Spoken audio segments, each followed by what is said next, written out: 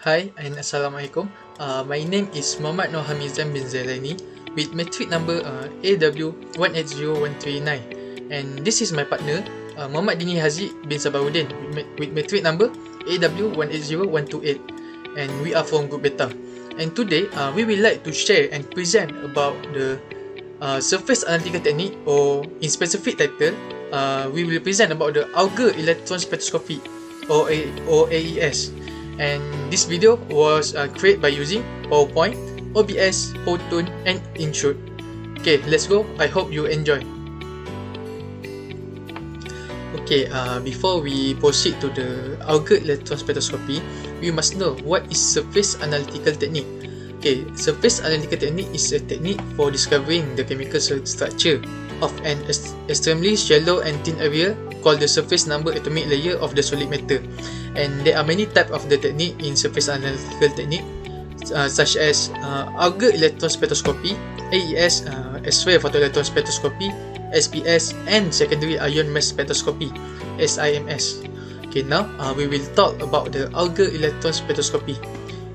AES is a technique for analyzing the element constituting the sample surface, its composition and chemical bonding state by irradiating a focused electron beam on the sample surface.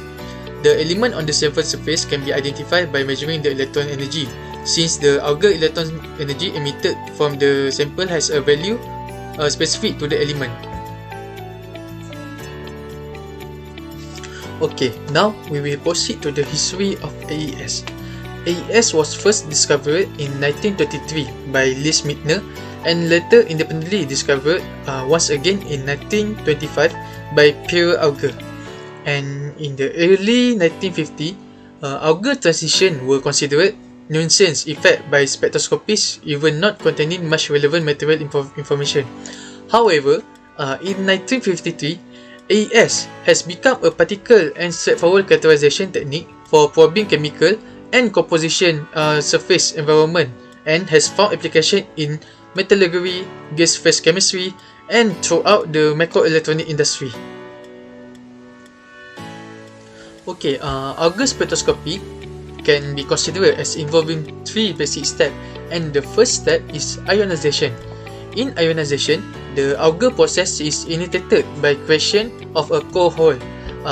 This is typically carried out by exposing the sample to a beam of high energy electron.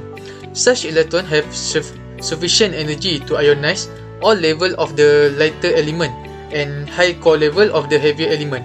Okay, in this diagram, ionization is shown to occur by removal of a K-shell electron, but in practice, such as crude method of ionization will lead to ions with holes in variety of inner shell level. Okay, and the second step is reduction and Auger emission. The ionized atom that remain after the removal of the core hole electron is, of course, in a highly excited state and will rapidly relax back to a lower energy state by one of two routes, which is either X-ray fluorescence or Auger emission. Okay, this figure is an example. One electron falls from a higher level to fill initial core hole in the K-shell, and the energy liberated in this process is simultaneously transferred to a second electron. A fraction of this energy is required to overcome the binding energy of this second electron. The remainder is retained by this emitted Auger electron as kinetic energy. Okay, now we will proceed to the step 3, which is emitted Auger electron.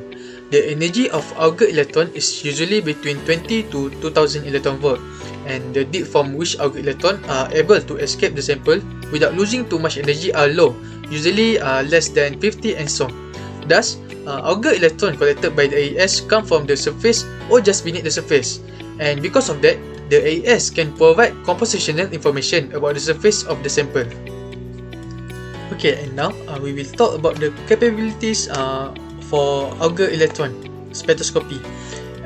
For the excitation source, it only focus on electron beam or Auger electron, and for the element detected, and it only detect from lithium to uranium, and the detection limit only 0.5%. And the deep resolution, the Auger electron can read from 0 to 100 angstrom, and the lateral resolution are 150 angstrom. Assalamualaikum and salam sejahtera. My name is Muhammad Nazim bin Sabaruddin and I'm from Group Beta. So for my part, I will present about the electron transition and Auger effect, experiment setup and quantification, and the last part is the uses of AES. So let's go. Now we will go to electron transition and Auger effect. The Auger effect is a process by which electrons with characteristic energies are ejected from atoms in response to a downward transition by another electron in the atom. In Auger spectroscopy, the vacancy is produced by bombardment with high-energy electrons, but the Auger effect can occur if the vacancy is produced by other interactions. It is observed as one of the methods of electron rearrangement after electron capture in the nucleus. If an inertial electron is removed from an atom, an electron from a higher level will quickly make the transition downward to fill the vacancy. Sometimes this transition will be accompanied by an emitted photon whose quantum energy matches the energy gap between the upper and lower level. Since for heavy atoms this quantum energy will be in the X-ray region, it is commonly called X-ray fluorescence.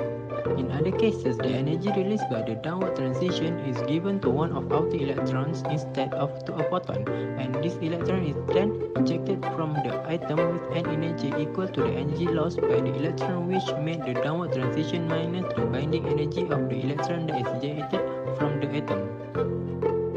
Though more involved in interpretation than optical spectra, the analysis of the energy spectrum of these emitted electrons does give information about the atomic energy levels. The Auger effect bears some resemblance to internal combustion of the nucleus, which also ejects ion electrons. And this figure shows the general process of the Auger effect. Now we will go to experimental setup and quantification. For the instrumentation, surface sensitivity in AES arises from the fact that emitted electrons usually have energies ranging from 50 electron volts to 3000 electron volts, and at these values, electrons have a short mean free path in a solid. The escape depth of electron is therefore localized to within a new nanometers of the target surface, giving AES an extreme sensitivity to surface species. Because of the low energy of Auger's electrons, most AES setups are run under ultra-high vacuum conditions. Such measures prevent electron scattering off of residual gas atoms as well as the formation of a thin gas adsorbent layer on the surface of the specimen, which degrades analytical performance. This is the figure that shows AES experimental setup using a cylindrical mirror analyzer.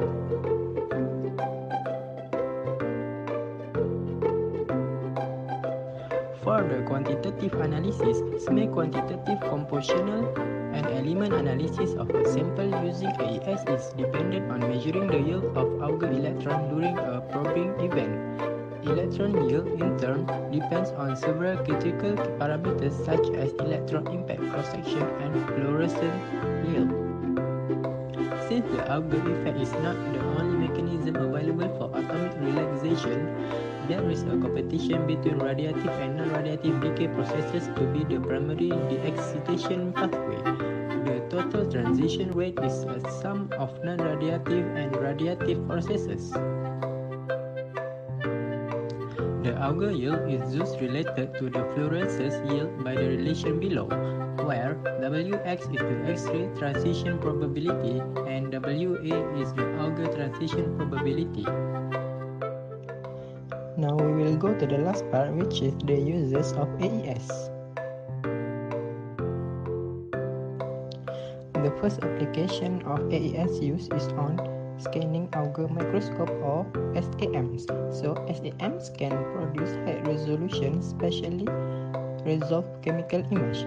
SAM image are obtained by stepping a focused electron beam across a sample surface and measuring the intensity of the Auger peak above the background of scattered electrons. The intensity map is correlated to a grayscale on a monitor with whiter areas corresponding to higher element concentration.